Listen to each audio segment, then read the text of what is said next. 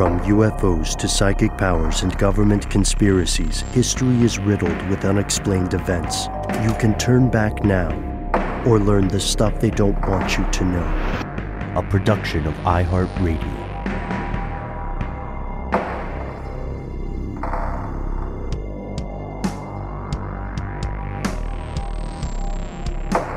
Hello, welcome back to the show. My name is Matt. My name is Noel. They call me Ben. We're joined as always with our super producer, Alexis, codename Doc Holiday Jackson. Most importantly, you are here. That makes this the stuff they don't want you to know. Congratulations, fellow conspiracy realist. We have made it closer to the end of February, and as a bit of a small celebration here, we are sharing the stories of our fellow listeners. We are going to learn about one of our favorite things, fast food conspiracies. We are going to dive into an incredibly troubling story about true crime that remains unanswered today. Before we do any of that, we're going to go to our voicemail banks with an excellent question about streetlights. Oh, yeah.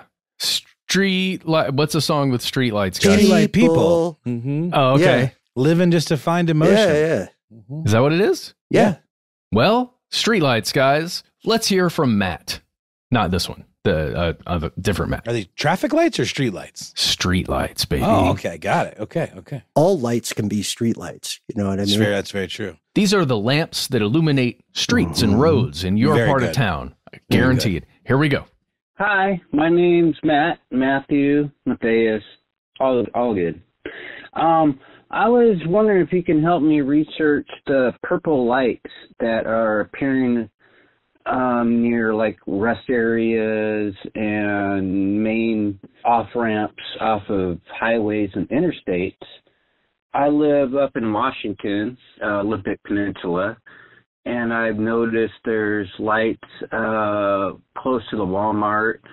I drove my son to Oregon, and there's purple lights near the rest area. And to be honest with you, they're quite helpful because if you know there's purple lights, you can pull over and hit the rest area. So I was wondering why nobody talks about it. I talked with my 13-year-old son about it, the entire drive. Well, not the entire drive.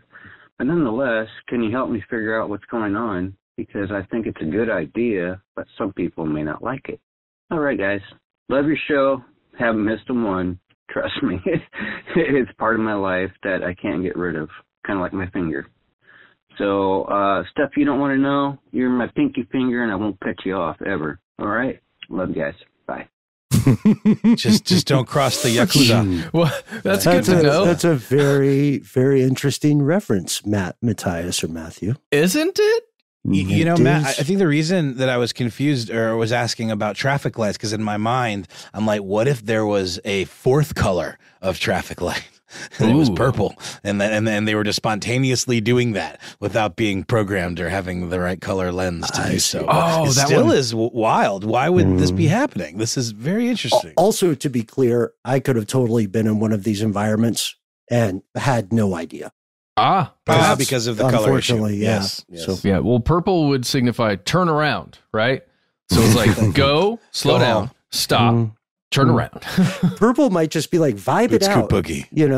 Vibe it out. Feel vibe it out. Situational awareness. See if the other cars are cool. But this is not what we're talking about. We're not talking about traffic lights, right? Matt, I'm going to call you Matt Prime for this. We're talking about just your conventional, like in the West, you often see iodine sort of colored lights, right? Like, for a long time, there was a very specific kind of orangey glow that streetlights had. And pretty much every city in at least the United States, a lot of countries, states have their own kind of thing because everybody's got their own little contracts, right, with a company that provides specific bulbs for specific light fixtures that all get, they're all the same and they get set up along all the streets. Often it's even by a municipality, sometimes like it's the local government. In this case, we are talking about LED lights, the newfangled LED lights that are coming out that everybody's seeing. Oh, buddy. which I love, by the way. I love LED they're great. lights. They don't get hot. They can be like every color. I'm a big fan of the Hue light system. I've got them all over my house, and they're really neat and very powerful. And that's short for light emitting diode. Yes. Yeah. They're electric. I don't know. They're electronic lights. Yeah. It's not burning anything, right? And even with an incandescent bulb, you're not like those. You're not burning a filament or a piece of metal or substance that's in there. It's just a diode that goes, woo, there's light here when you shoot electricity through it. Sorry, Phoebus Cartel, your time is done. It's just so impressive because typically we think of light as being associated with heat, but not the case with these. I mean, you can leave the LEDs on indefinitely and they won't produce any heat at all. Yes. Well, I think they have a heat sink, right? Because they're semiconductors. I guess so. But all I know is that, I can leave my Hue stuff on and it still they remain cool to the touch. So it's impressive technology, and it's and they're being used more and more in film production and in like light shows, and they're better for the environment because they last a lot longer, all of that kind of stuff. But why are they purple though? Yeah, good question. Why are they purple? There are a ton of conspiracy theories rolling around on ye old internet about why these purple lights are occurring on interstates and rest stations? Mm-hmm. Sure, rest areas. Areas across the United States. They've been seen in Washington State, Greensboro, Alabama, Wichita, Kansas, Boston, Massachusetts, and yes, boys, Atlanta, Georgia. They've been seen pretty much in every major city. And there's a reason for it. And it has to do with the way LEDs have evolved and the technology used to turn the light that's coming out of that's being emitted from the actual LED, how to turn this pleasant kind of bluish white color that we're all kind of now used to, or even a slightly more orange white color. Okay. So we know RGB. What's RGB, guys? Ruth Bader Ginsburg. Roy J. Biv. Besides red, black, and green, which I think we all know is very important. But also there's, sorry, Ben, shout out. But it is red, blue, green. And that is the light spectrum, right? That's how we view light. Now, it was discovered quite a while back that if you took a blue LED, right, an LED that is designed to give off blue light exclusively, then you put it in a bit of a vacuum, right? Seal it up. And inside that vacuum, you put some phosphor, this yellow phosphor. You can create this exact hue of white that you're looking for.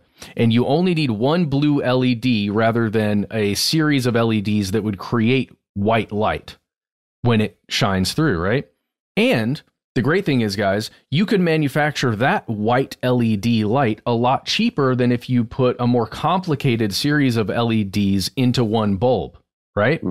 So you're going to save a ton of money and be able to sell a cheaper bulb if you use this blue LED yellow phosphor combination. And that is a thing that a company figured out how to do. This it's an Acuity sub-brand called American Electric Lighting. Acuity is like this huge company that controls a lot of the LED game that's going on right now. It's huge. We need to actually look into them just a little bit, but it's a huge company. American Electric Lighting is their sub-brand, and they created these LED bulbs. And these LED bulbs, boys, the reason why it's purple, it's so simple, and it's really kind of sad.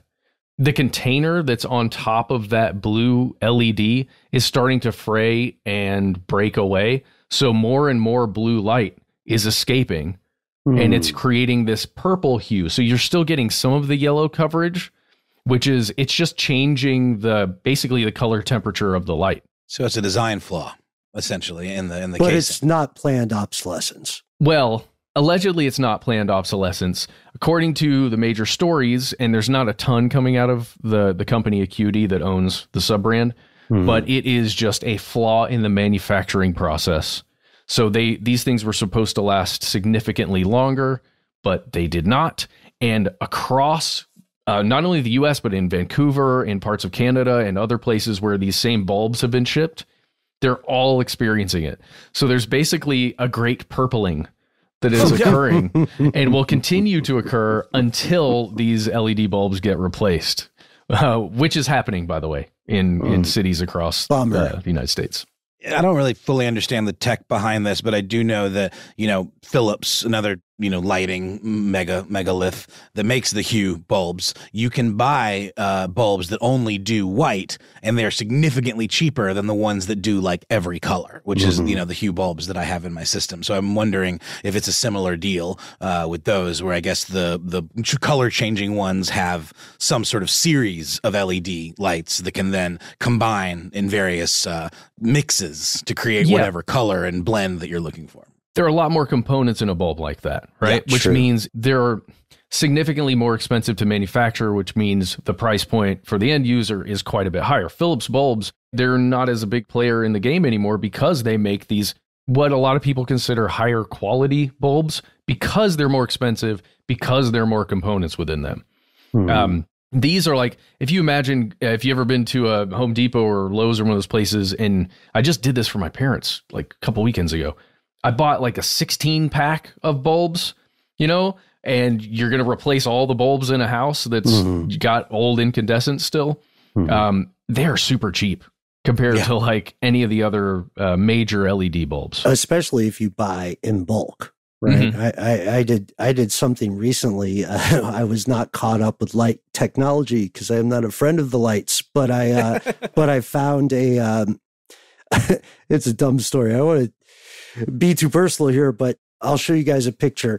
I replaced a bunch of lights with LED ones, and I got the wrong wattage. And so now it looks like there's a Dexter level like crime scene lit up whenever I turn on this thing in the kitchen. The idea though with color, it's not hurting anyone, right? Matt Prime and Matthais. Well, it's not hurting anyone. And as Matthais said, it actually was super helpful because I knew where the rest areas were because I could see them way down the highway. But again, it's kind of not the point. The point is to be able to see the sign that says rest area and to be able to legibly read that and then get to where the rest area is. Sure. But this is also happening in neighborhoods. So you guys, especially here in Atlanta, on some of the streets, if you're in, I'm just trying to think of areas like East Atlanta when you're rolling through, and there are purple lights, and it just looks eerie and strange, like it shouldn't be that way, especially on a foggy night. Which is why there are conspiracy theories like, they're marking areas of like high vaccinations, or they're marking areas where there's all kinds. It's everywhere. There's all kinds of theories out there about what these purple lights could mean. Some of them said, what was one? If you've received the vaccine, you will glow underneath these purple lights. And that's how they'll and receive 5G. I like how straightforward that is. It's very efficacious. Also, I think I know the part of East Atlanta that you're talking about, Matt. In our fair metropolis, I thought the lights were blue because I had earlier, years back, I had, I couldn't tell if they were purple, but I had been in a blue street light situation. You guys know I noctivigate quite often, and I found like... Those were red lights, Ben. I'm just kidding. Know what? You would have to tell. You would have to be there to tell me because I wouldn't know. But I could see blue. Okay. There's this thing that's been going for a number of years. There is a widespread belief that a couple of municipalities in the world, particularly in East Asia and I want to say Western Europe, replace their typically yellow street lights with blue lights in an attempt to reduce crime and also suicide rates. Have you guys ever heard that? No. I guess it reminds me of those lights that people buy in places where it stays dark for a really long time, right? To keep you from being depressed, to keep getting the SADs. Well, exactly. It does remind me of some of the psychological studies on color, like with restaurants and elementary schools, makes you and hungry and things. It's interesting to me. Like, I wonder how hard that science is, but it is. It seems like there's something to it. Rock hard. So it's like Tokyo and Glasgow in Scotland. Well, Tokyo in Japan, Glasgow in Scotland. Sorry. Apologies if there's a town called Glasgow, Japan. We all need to learn more about geography, I guess. But I read that this this installation, this purposeful installation of blue-colored streetlights had reduced crime. And so when I first heard this idea, you introduced this to Matt Prime and Matthais about purpling of lights, I wondered whether it was purposeful. Give me that gunshot. Red shot. Pop out. I was going to ask too. Speaking of lighting conspiracies, are incandescent bulbs still being produced? And if so, yes. What is the reason for purchasing those ever over the much more cost-effective and energy-efficient LED bulbs? Short form affordability. Mm. It just costs less at the front, I would hazard. Because, for a while, there was probably resistance, not to make an electrical pun, to LED bulbs, from more legacy manufacturers until they were able to get on the LED train themselves and then, start pivoting their business model to those. I'll just give you an example of my parents. Literally, a couple weekends ago, I went up there. I noticed that several of their bulbs were out up in their upstairs bedroom. And I was like, that's weird. Hey, Mom, do you have any more lights? Mom, you got lights? She's like, oh, yeah, I got some bulbs.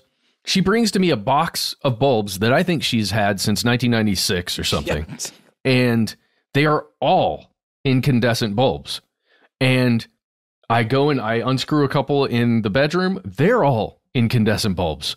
I'm just like, what is happening here? Did you not get the memo, Dad? Yeah. And she had a box full of working incandescent bulbs that she just kept around that for one reason or another, I guess if you buy like a pack of 4, but you only need 2 or 3, the extra one goes in this box or something. I wonder how many people are still, doing that. Working through their giant bulk purchases of these replacement bulbs. Yeah. I don't know. Surprising they lasted that long though, Matt. Dude. Because they typically don't have that long of a life. Right? I'm being facetious when I say since 96. I know, but I'm just saying, it's really quite insane how much longer LED bulbs last. I mean, it's borderline like forever. It's kind of crazy how long those things last. Yeah, agreed. So really, guys, in conclusion, there's not much to this. I highly recommend everybody read The Great Purpling from Adam Rogers, writing for Business Insider. It was published on November 29th, 2022. Fantastic read, The Great Purpling. And according to that, reports of these purple streetlights have been coming through since 2020, roughly, from everywhere from Ireland, Florida, North Carolina, New Mexico. Just everybody is getting these lights. So I don't think it's anything to worry about. It really more speaks to the scale of the company that we're talking about, which is probably one reason why it's smart on our end to look into that. When you have like a company like that that's just spreading their wares, internationally like that, and then has this inherent design flaw that starts to get people freaking out. And I've accused myself, but I think it's super cool. Yeah, I was going to say, even if I can't see it, it sounds awesome. Well, to Ben's point, like, should we have some cities that are this like blacklight kind of color? Let's do it. Or a city that's like got its own laser tag hue, vibes. Yeah. This is the hue of what Charleston, South Carolina. That's a really good idea, actually. Interesting choice. It's like the choice of Christmas decorations in a downtown municipality, right?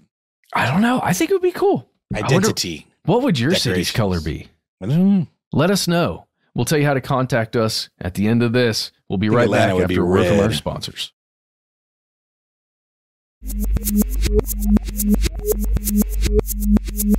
And we've returned with another message from you.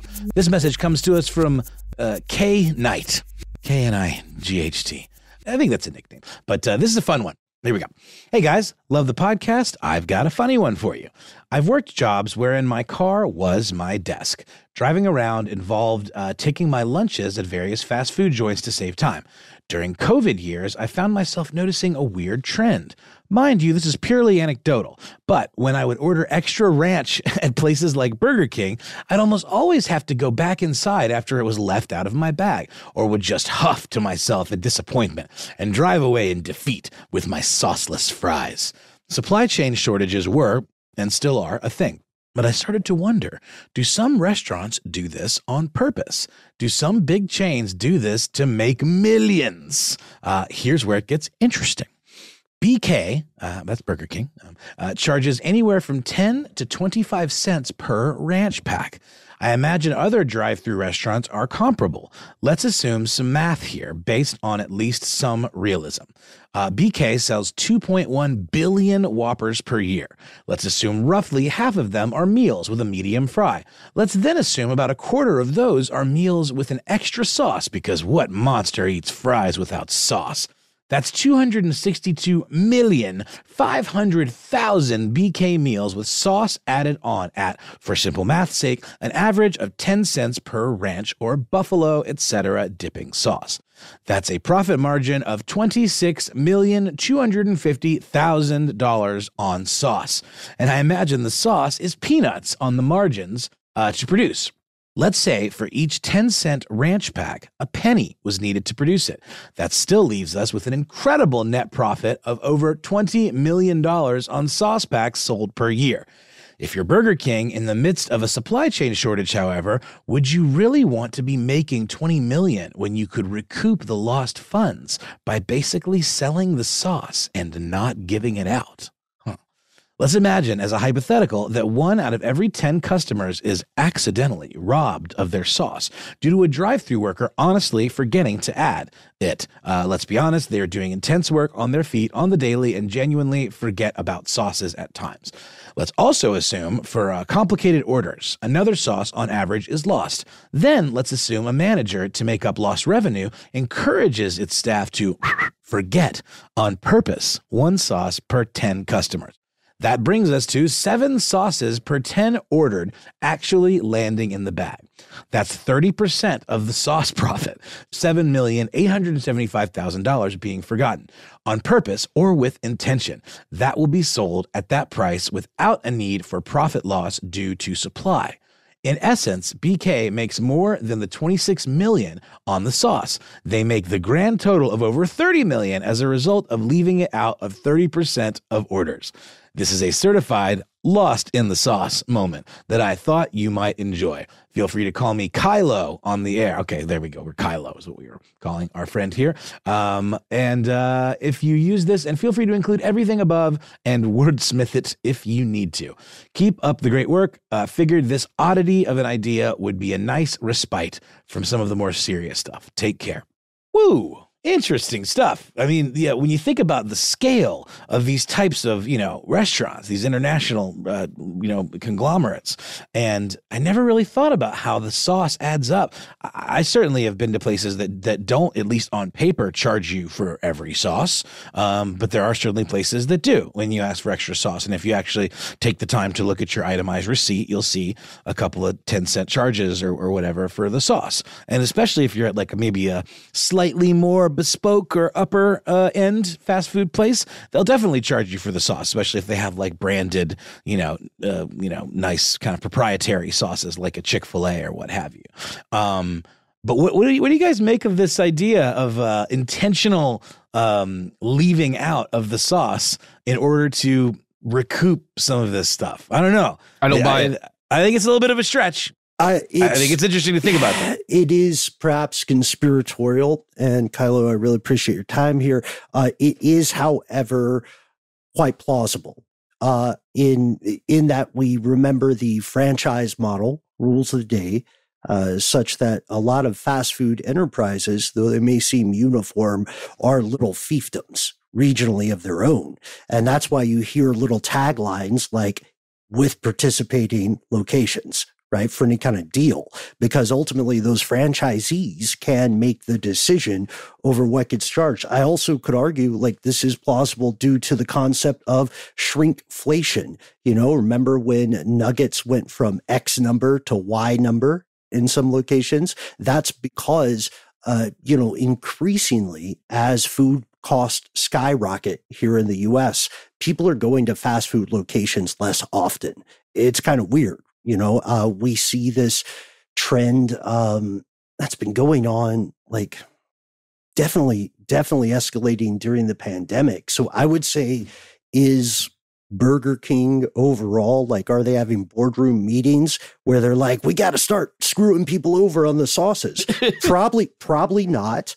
But our franchisees may be doing that. to save cost, I think it's quite plausible because we talked about it in the past. The restaurant business is tough. It's cutthroat, and those margins are pretty slim unless you get to like Michelin star level. And Matt, I know you had a theory here, or you were this was incredulous. I think maybe you were a little skeptical, but I also want to point out that there are some overarching corporations that have a much stronger grasp over what their franchisees do and don't do, where you really have to like fall in line and like do the things, do the promotions. And you're right, Ben, there are others where it is participating locations, et cetera. But then you have stuff like Chick-fil-A where, I mean, the uniformity in those locations are pretty across the board, But Matt, what are your thoughts here on what could possibly be going on? Is this good intentioned forgetfulness, or is there something deeper at play? I just would agree with what Ben was saying. I think you cannot account for the individual actions of someone who is working the line on Burger King. Somebody who just may accidentally forget that one, but wouldn't forget the sauce every time, but once every 24, 40 orders forgets to put the sauce in the bag or something, right? I think that's what it is. That's what I've experienced. Sometimes I get a sauce, sometimes I don't.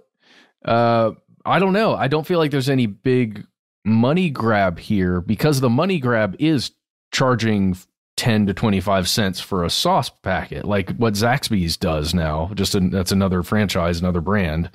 Well, and that probably just largely offsets the sauces that they give away for free. You know what I mean? When they are able to like recoup some of that by charging. Because I've certainly been in situations where, again, because of the individual choice or action of the employee, you aren't charged for the sauce. Or perhaps you had to wait a little bit long, so they give you some sauces for free or whatever it might be just to make you happy. But I think what I'm most taken by with this email is just all of the sauce math. I guess I never really thought about how much those sauces add up in theory if you're charging what they actually, are supposed to charge for them, and then what the margins are on those sauces, because, individual packaging, as we know, is A, quite wasteful, and B, can add up as well. But it's a little weird because the cost of producing that sauce per ounce or whatever is worked into, I would say, and this I'm spitballing here, but I would say is worked into the cost of that meal that you're buying, or that's a good point. Those fries that you're ordering or whatever. And they're doing that on purpose, and they're probably slightly overestimating. That would be the smart move, right? Because it's going to be negligible for the end user. You're going to pay like 5 cents, 20 cents more. It's not even going to be a full 20 cents more. It'll be like 5 cents more. And we also know about how, companies at this level of scale have things like breakage built in to their formulas about things that don't get charged or that get stolen or whatever it might be. There's going to be some stuff that's going to fall off and that's not going to ultimately be a source of revenue, because of just, the individual actions. And you're moving quickly. Like you said, these folks are very busy. They're working really hard and doing a lot of manual labor on their feet. And sometimes they might forget to put the sauce in completely unintentionally. But again, sometimes I've gotten bags from fast food places where they give you way too much sauce, 10 ketchup packets and I'm ashamed to say it, but it's just true, that end up in the trash. And I almost wish they wouldn't give you that unless you requested it, because it feels wasteful on your part as a consumer. I sometimes put those things in the fridge, but then I'm like, I'm not going to use these sauces that are in my fridge. It's just not going to happen. So I end up throwing them away when I'm clearing out my fridge later. Wonder if anybody else out there is getting the, I don't know what you call this. I'm feeling an aversion to the word sauce right now, and I don't know why. But every time we're saying it now, my body is irking. Sauce me up, baby. I don't know why it's doing it. Is ketchup a sauce? I guess technically. What doth a sauce make? A gloopy it's a condiment. Is a condiment and a sauce the same thing? I don't know. These are the important questions that keep us up at night here on Stuff They Don't Want You to Know. Well, Kylo, definitely some food and sauce for thought here. So we're going to let Matt cringe his way into this here break, and then we're going to come back with one more message from you.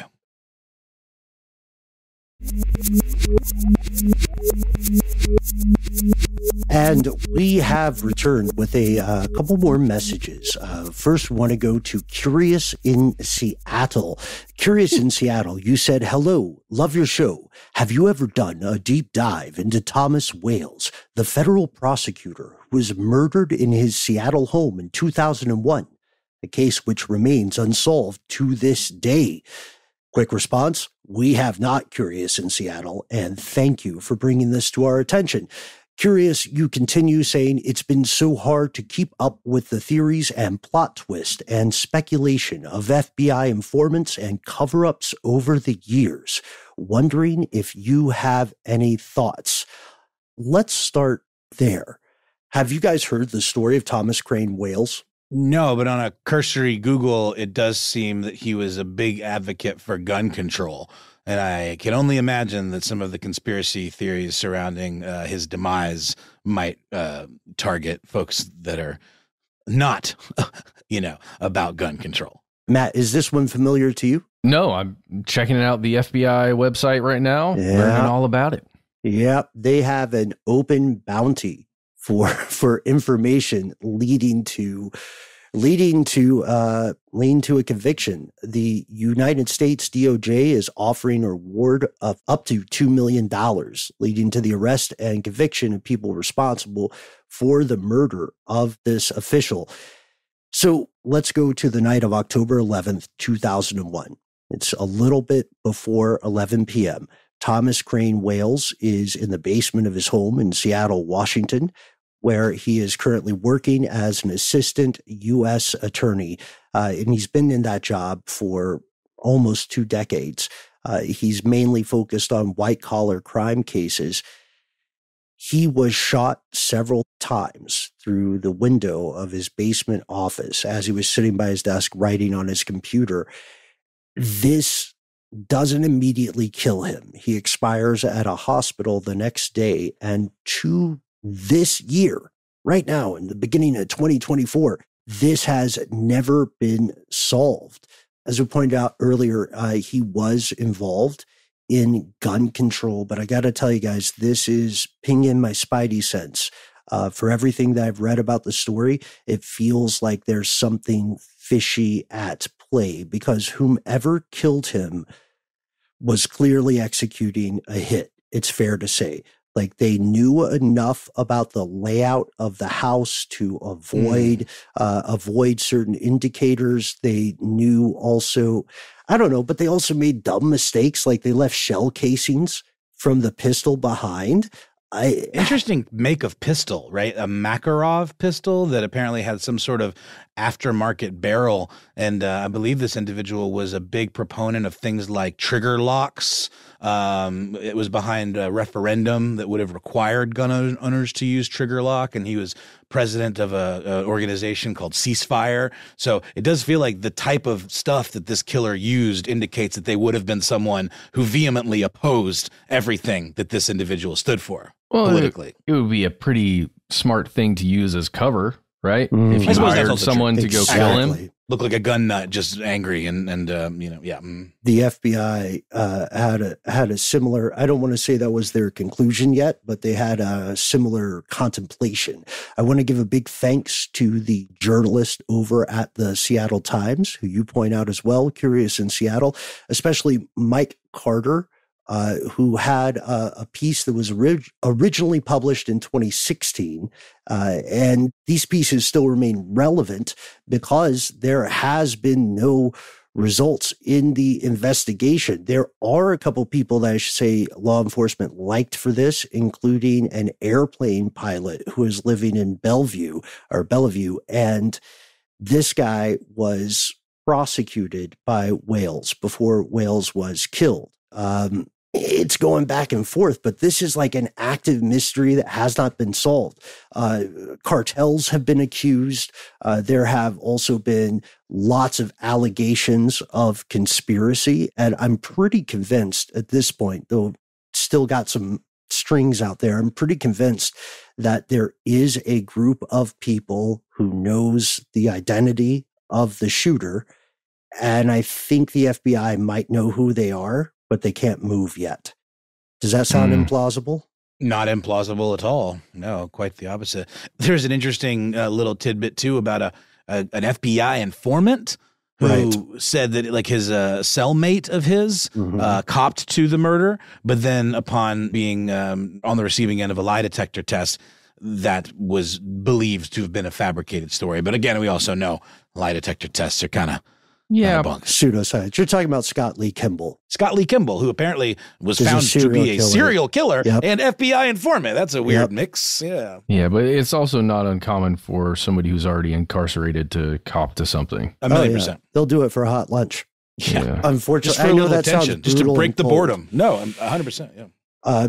And so the information that we have discussed so far is incredibly easy to find. It's like in the Wikipedia articles. You don't even have to go to the talk tab.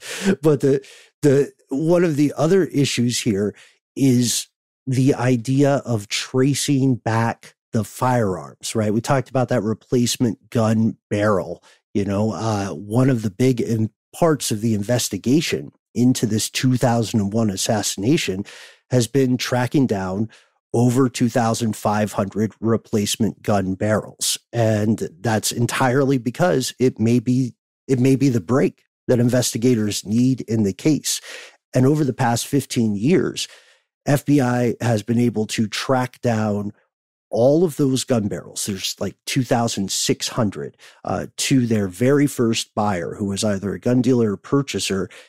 And the problem is they still didn't get an answer from it. So they don't know, like, it gets to a point where you don't know where else to look, which is why the reward for information keeps raising and raising. What would be the reason for replacing a barrel? To increase the range or something like that? Or would it be to obfuscate, the original purchase, so that you would, because of as we know, like barrels have different striations on the bullets. And if you have an aftermarket barrel, then it would no longer be associated with whatever the original like logged purchase might be. Is that sort of the idea? Or maybe there's a combination of the two. You can replace it to improve accuracy.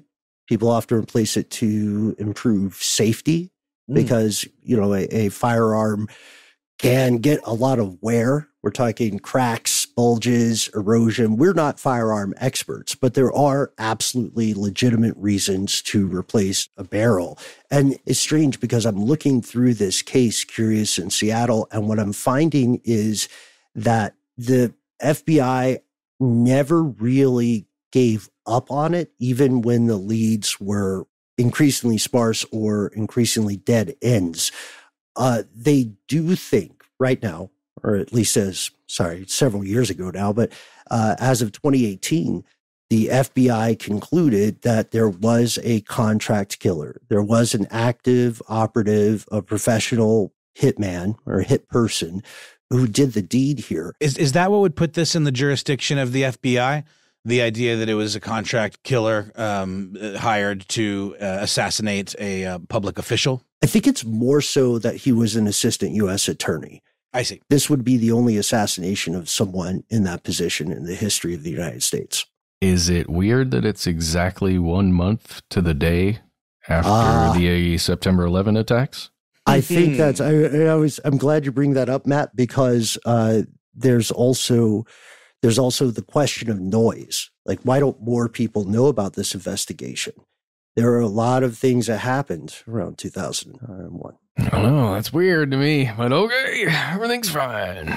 Everything's fine. Is this an episode, guys? This is interesting. Yeah, that's what I was saying at the top. I do believe this is an episode. We know that right now there are still active questions to be answered. There was something that really stood out to me. There was an FBI official who didn't give their name.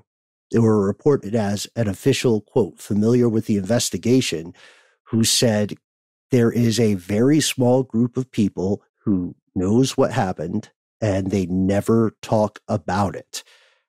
So it sounds like that pilot that I mentioned earlier, who was a strong suspect, sounds like he hasn't been really named in a lot of public reporting because he wasn't officially charged.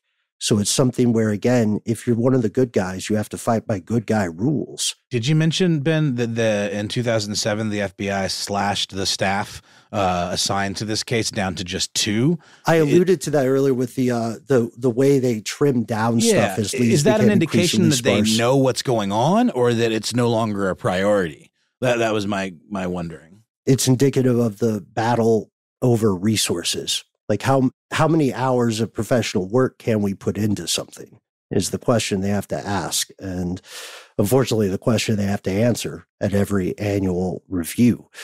I don't know. This really caught me curious because I had not heard of this, and it sounds like none of us had. It does very much feel like an episode in the future. Oh, yeah. Unless we can solve it right now. Can anybody solve it? No, I think we need probably not. More workshopping on this one. You guys, do you ever just sit in your house with a light on when it's super dark outside, just to like be a tempt the hitman outside? Be like, come on, let's go. I sit in the dark in a room next to a room with the light on. Smart decoy. Cool. I lay prone typically. Yeah. You guys watched Mr. and Mrs. Smith, by the way? The new Donald Glover reimagining of that movie with Brad Pitt and what's her face, Angelina Jolie. No. It's really good. And there's a whole episode with Ron Perlman where there's like they're protecting him, and they're in this house, and there's a potential of assassins, shooting through windows, and they have to be really thoughtful about the lights and all of that stuff. But I think it's really good, you guys. I highly recommend checking it out. And with the case of Wales here, we know that I didn't understand this either. There are more investigative files and documents about this than there are over the Enron case. Whoa. Do you remember the Enron case, you guys? Of course. Yeah. You made a movie about that, right? Let's save it. Let's do an entire thing. This is a massive discussion. Yes, I think so too. And we got the micro version out of the way. Let's go for the macro version in a podcast platform near you very soon. Yeah, we'll cut it off here. Thank you for tuning in, everybody. We can't wait to hear from you. We'd love to share your stories with your fellow conspiracy realists. Thank you to Kylo. Thank you to Matthais. Thank you to Curious in Seattle. If you would like to join the show, we can't wait to have you. We try to be easy to find online. Boy, do we ever. You can find us at the handle Conspiracy Stuff on YouTube, where we've got weekly video content coming at you. You can also find us at Conspiracy Stuff on X, FKA Twitter, and also on Facebook, where we have our Facebook group, Here's Where It Gets Crazy. On Instagram and TikTok, you can find us at Conspiracy Stuff Show. Call our voicemail system just like Matt did. Give yourself a cool nickname. You've got 3 minutes to say whatever you want. Do at some point let us know if we can use your name and message on the air.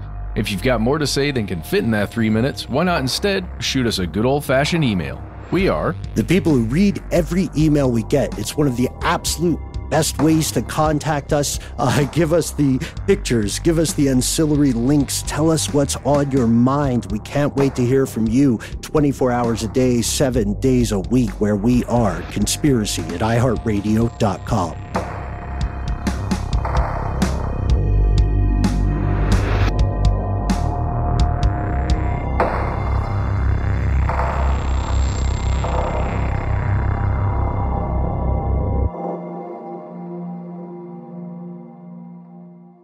Stuff They Don't Want You to Know is a production of iHeartRadio. For more podcasts from iHeartRadio, visit the iHeartRadio app, Apple Podcasts, or wherever you listen to your favorite shows.